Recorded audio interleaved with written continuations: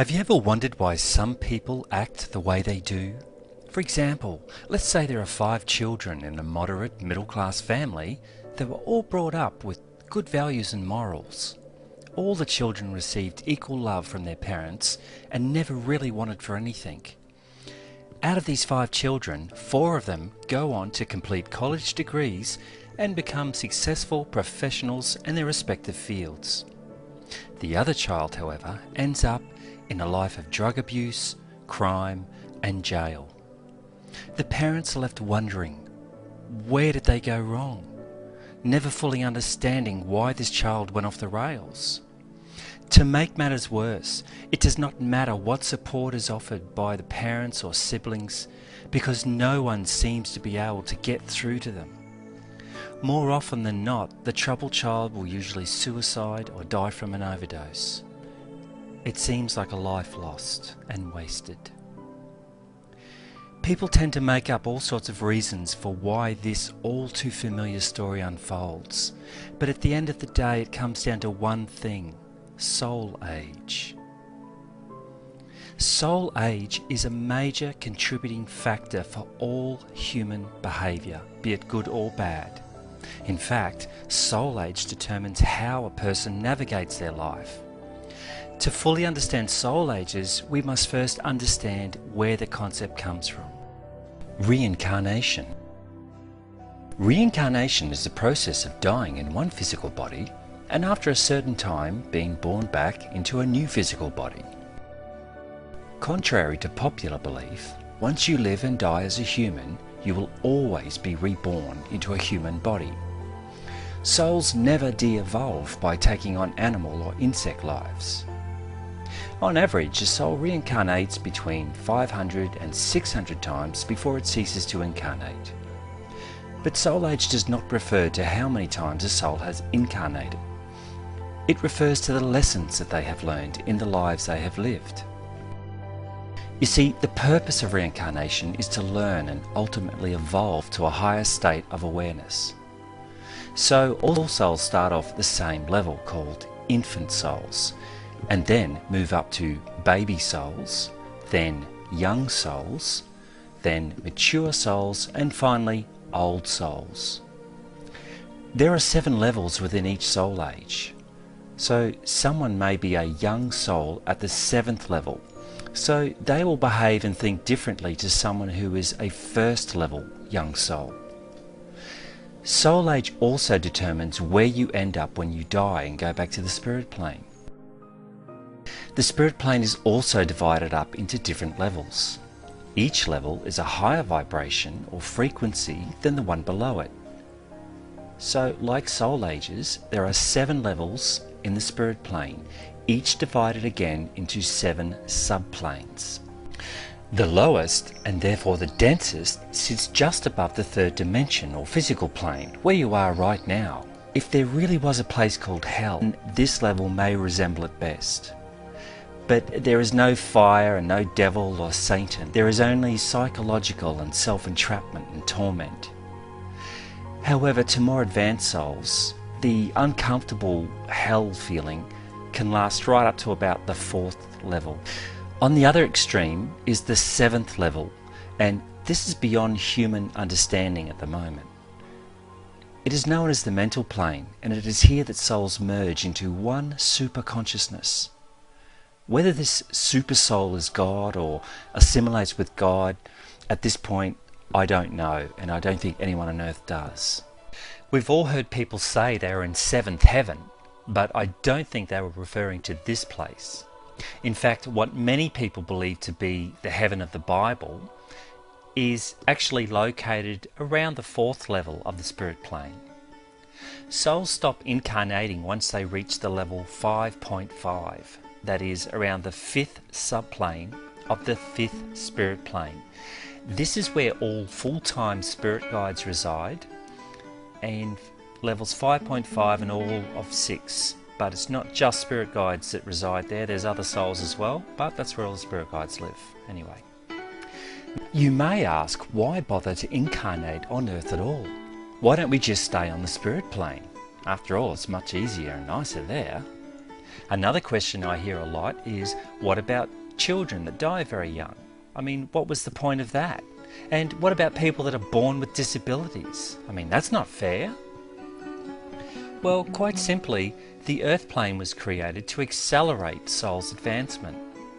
On the spirit plane, there is no negative energy whatsoever. Since souls want to learn about all aspects of creation, they must also experience the negative side. The problem with experiencing the negative aspect of a situation in a place that does not contain negative energy is that it's not very productive. It's like trying to learn to swim in the middle of a desert. While you can imagine the feeling of water and imagine the sensation of swimming and go through the motions, you'll never really understand it until you go into the water. Indeed, if you have always lived in extreme heat, how could you truly imagine extreme cold? You can read all the books you like and attend all the workshops in the world, but without a reference point to start from, you have very little chance of fully grasping the concept. So in reality, a child growing up in a war-torn country that has only ever known hunger, fear and hardship, who dies at 12 years old, has a soul that will learn more in that short life compared to a soul that stayed in spirit. To give you an idea, the negative trait of abandonment would take a soul about 10 million Earth years to intellectually understand what it feels like to be abandoned by your parents. Where on the other hand, a life as a girl in India could knock that one on the head in under a decade. So you see, the Earth offers souls a chance to fast track their learning and progress at a rapid pace. But make no mistakes, it is incredibly hard work for souls to come to Earth. But believe it or not, the rewards are worth it. Technically, a soul could progress to an old soul age in a couple of 100 years, but more likely it actually takes a few thousand. So, as I stated earlier, soul age is determined by how many lessons a soul has learnt. By learning a particular lesson, a soul automatically moves a little higher up their evolutionary path. By a rough rule of thumb, a soul progresses from one level to the next every 25 to 30 lives. So in other words, to go from infant soul to baby soul takes about 25 to 30 lifetimes. Unfortunately, many souls become distracted or jaded and can wallow on the same level for hundreds of lives. This is because they fail to learn a particular lesson and will continually, life after life, retreat back to their safe zone of familiarity, even if it's not good for them. These safety zones usually revolve around substance abuse, greed, power, lust, sexual hedonism, and depravity. It should be remembered that 100% of all lessons you come to Earth to learn are about overcoming some fear-based emotion. As I have spoken about in previous videos, fear-based emotions include fear, greed, jealousy, self-loathing, self-harm, and many more.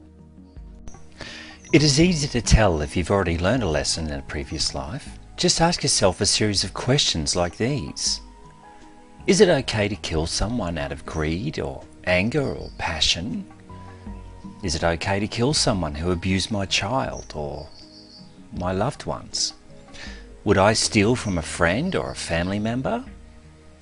Or it's okay to steal from a family member if they have wronged me in the past? Or would I assault a stranger for pleasure or satisfaction? Can I forgive someone that has lied or cheated me? I believe in an eye for an eye punishment. Or salvation can only be found through accepting Jesus as my own personal saviour. Be honest with yourself. You will usually feel a sensation like a heaviness in your solar plexus if you have not truly learnt a lesson. There is no shame in admitting the truth. In fact, once you realise there are lessons you have not yet learned, it gives you a perfect opportunity to learn them in this life. A good one to start with is forgiveness. Forgive yourself, your parents, siblings, friends, in fact, anyone or anything, as in an institution, a government, school, anyone that you feel that has slighted you. This could even include your country. Eventually you will work it out that everyone in your life is doing exactly what you asked them to do before you even got here. But we'll talk about that one later. Some souls will choose to accelerate their learning even faster by choosing a particularly difficult life. Maybe it's because they wasted a few lives having lives of luxury, or they failed to learn a lesson time after time, or maybe they just want to get it over and done with. But these lives usually will be a life without very much money, a lot of illness or loneliness, and other times they'll incarnate into a country that is predominantly a younger soul group than what they are. And yeah, that's right, countries have a predominance of soul ages in them, which we'll discuss in later videos. By understanding soul age, it helps you to better understand human behaviour. It also explains why the world is in the state in which it is in and why things are changing so rapidly. The Earth is in a constant state of flux. In the past, Earth was predominantly inhabited by mature and old souls. But during the fall of Atlantis about 3,100 years ago, most of the mature and old souls left the Earth and the infant, baby and young souls took over. And they have been dominating the planet ever since. But as I have stated, the Earth is very rarely stagnant. So the upcoming ascension will once again see a predominance of mature and old souls populate the planet again. By now you're probably thinking one of three things. What soul age am I? Or my friends, my boyfriend, girlfriend, etc. Or, I already know I'm an old soul and this is my last life. And I bet you're in the New Age movement, so I would strongly recommend you hang around to find out a bit more.